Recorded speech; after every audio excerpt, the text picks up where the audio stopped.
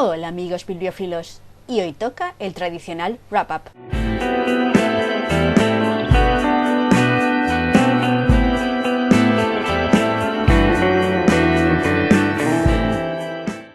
Las lecturas del mes de abril, que en total fueron 5 novelas, que podríamos resumir con el título de Condenados a repetirla. Aunque también podríamos darle el título de el mes en el que Ellie decidió deprimirse sola, porque los libros que elegí en abril pues son muchas cosas, pero alegres, lo que se dice alegres no son. Pero bueno, mejor me pongo a ello para que sepáis a qué me refiero. El primer libro que leí fue Pachinko de Min Jin Lee. Se trata de una saga familiar que comienza en Corea en 1911 con la ocupación japonesa del país. Que los japoneses dirán, no es ocupación si nos invitan, pero fue ocupación militar en toda regla, creedme. Y de aquí pasa a Japón, porque la protagonista debe mudarse allá, y la acción transcurre en ese país hasta el final, en los años 80. Al final, en lo que se centra la novela es en los llamados zainichi, o coreanos residentes en Japón, que son una minoría étnica en el país y que tienen estatus de residentes extranjeros aún hoy en día. Por lo tanto, este libro no nos habla de nada de lo que ocurrió en Corea tras la Segunda Guerra Mundial, que fue un cacao maravillao. No, solo tenemos algunos datos indirectos de eso. Aquí de lo que se habla es de esa minoría étnica que es tratada en Japón como un grupo marginal, casi como criminales. Como España trata a los gitanos, si estos fueran considerados extranjeros. Es decir, como Francia trata a los gitanos. Es más difícil criticar el racismo y la xenofobia japonesas cuando te das cuenta de que son los alumnos aventajados de Occidente, la verdad. Le quita toda la gracia. Lo cierto es que la novela hace un buen trabajo describiendo la situación de esos coreanos y cómo deben luchar contra los prejuicios y las leyes injustas y toda clase de obstáculos sociales y lo costoso y extenuante que es. Al final, como sucede en estos casos, cada uno de ellos parece que es un representante perpetuo de esa minoría, y cualquier comportamiento refleja la opinión del resto sobre esa minoría, con lo que tienen que resultar más brillantes y honrados, pero la propia sociedad no les deja, con lo que muchas veces se ven arrastrados a la marginalidad, lo cual afianza los prejuicios sobre ellos. Un círculo vicioso del infierno. De hecho, muchos coreanos terminan en el negocio de los salones de pachinko, que son estas máquinas donde dejas caer un montón de bolitas metálicas, que según donde caigan te dan más bolitas metálicas, que dejas caer otra vez para ganar más bolitas metálicas que al final cambias por premios. Mirad, he leído sobre ellas, las he visto en funcionamiento, pero no he conseguido verles la gracia. Aunque tampoco a las máquinas tragaperras, ya que estamos. Por cierto, si ganas las suficientes bolitas, las puedes cambiar por un trofeo que, curiosamente y por pura casualidad, puedes vender por dinero en una tienda que está justo al lado del salón de pachinko. Porque claro, en Japón apostar por dinero está totalmente prohibido. Me encanta cómo los países crean vías para saltarse sus propias leyes. La cuestión es que el pachinko sigue teniendo mala fama en Japón, uniéndose a los negocios de la yakuza, lo cual tiene narices, teniendo en cuenta que Konami está más interesada en vender máquinas de pachinko que videojuegos, y es un negocio donde recaban muchos coreanos. Algo así como los judíos teniendo que dedicarse a la usura en la Edad Media porque no tenían muchas más opciones. Como he dicho, la novela es una saga familiar donde vemos los problemas y penurias que pasan los distintos miembros de la familia, y algunos críticos la han comparado con Dickens, que lo veo normal, porque la propia autora menciona a Dickens y está claro que le gusta. En cierto sentido la comparación me parece correcta, pues Dickens era un autor muy político que denunciaba las injusticias sociales. Ahora no nos lo parece tanto porque muchos de los problemas que denunciaba, como el trabajo infantil, son ahora ilegales. Pero Dickens, y esto se suele olvidar, es también un autor con un gran sentido del humor.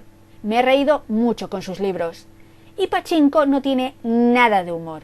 Ni un chiste. Nada. Y de hecho la narración me pareció un poco fría. Supongo que es para compensar todas las desgracias que pasan y no hacerlo demasiado melodramático. Pero no conseguí conectar emocionalmente con los personajes, ni siquiera con la protagonista.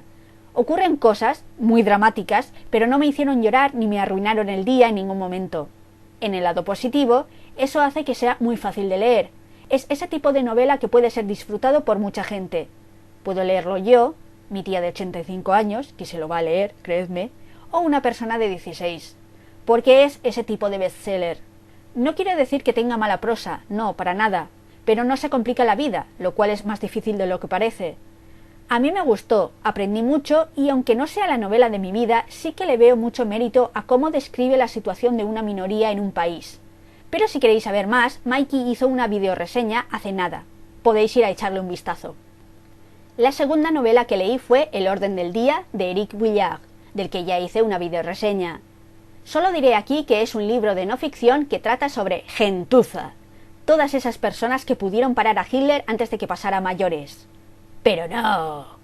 Más concretamente se centra en el Anschluss, la anexión alemana de Austria de 1937, sus pasos previos y las consecuencias de la anexión. Es un libro de cómo muchas veces las malas personas ganan y cómo no debemos nunca olvidar la historia. Es bastante deprimente. El siguiente libro que leí fue Apegos feroces, de Vivian Gornick. Se trata de otro libro de no ficción, esta vez autobiográfico, en el que Vivian Gornick, periodista, escritora y activista del feminismo, habla sobre las relaciones que la formaron como persona, sobre todo la relación con su madre y con una vecina suya, llamada Nelly. Esas dos mujeres, y sobre todo tener que elegir al final entre una de ellas, es lo que le marcarán para toda la vida. La narración se divide entre los recuerdos de la escritora y las conversaciones que tiene con su madre cada vez que sale a pasear con ella en la actualidad, o lo que en el momento de publicarse el libro era la actualidad. La madre es como un agujero negro que absorbe todo positivismo, una mujer totalmente destrozada por la muerte de su marido, alguien que pensaba que el amor, con mayúsculas, era lo más importante del mundo. No es que maltrate a su hija, ni que sea negligente, es simplemente que su sufrimiento no deja espacio a nada más. La vecina Nelly no es de esta manera. Dejémosla así. Me costó un poco conectar con la novela, pero es más porque yo no estaba en el momento adecuado. Aún así, hubo partes que me gustaron mucho, como cuando la autora comenzó a ir a la universidad y habla de toda esa generación de hijos de migrantes, de hijos de obreros, que fueron los primeros en poder acceder a una educación universitaria y cómo eso abrió una brecha generacional, en este caso con su madre, porque de repente Vivian Gornick tenía unos conocimientos y un discurso que no venía de su madre y que su madre desconocía. Creo que eso lo refleja bien. Como he dicho, Vivian Gornick es activista feminista, pero este libro no va de eso. No va de cómo despertó su feminismo o cómo se desarrolló. No. En cierta manera creo que siempre lo fue, siempre estaba rodeada de mujeres fuertes, cada una a su manera. Pero este libro lo que es un análisis de sí misma. Y es honesta, o lo más honesta que puede ser una persona que habla de sí misma. Sí menciona relaciones con hombres que tuvo, pero los hombres en este libro parecen más gente que pasa. Aún así, me pareció muy interesante cómo describe su primer matrimonio, que es, al final, una relación que nunca llega a funcionar porque ambos quieren en el fondo cosas distintas. Pero vamos, que este libro no va de cómo Vivian Gornick se convirtió en feminista, sino, sobre todo, en la relación con su madre, una relación asfixiante y no del todo sana que, sin embargo, resiste el paso de los años.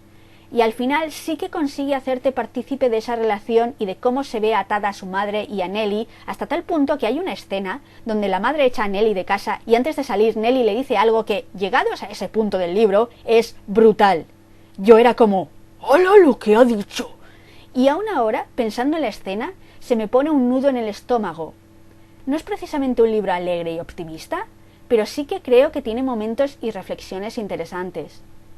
El cuarto libro que leí fue El sueño de la aldea Ding, de Yan Lianke, del que también hice una videoreseña. Es un libro de ficción que trata de unos hechos que ocurrieron realmente en la provincia china de Henan, donde una gran parte de la población fue infectada por el virus VIH y abandonados por las autoridades. Se trata de una novela que te cuenta hechos horribles, pero con una prosa hermosa, creando así una disonancia de lo más extraña. Pero si queréis saber más, podéis echarle un vistazo a mi videoreseña, que para algo las hago. Y el último libro que leí fue Nosotros en la noche, de Kent Haruf. Es una novela corta que narra una historia muy sencilla. Addie Moore, que es una viuda de ya cierta edad, le propone a su vecino, Louis Waters, también viudo, que duerman juntos. Nada de sexo, solo dormir, porque lo que más le cuesta es conciliar el sueño sola, sin nadie con quien hablar. Y así se inicia una relación de amistad en la que los dos protagonistas van hablando y conociéndose.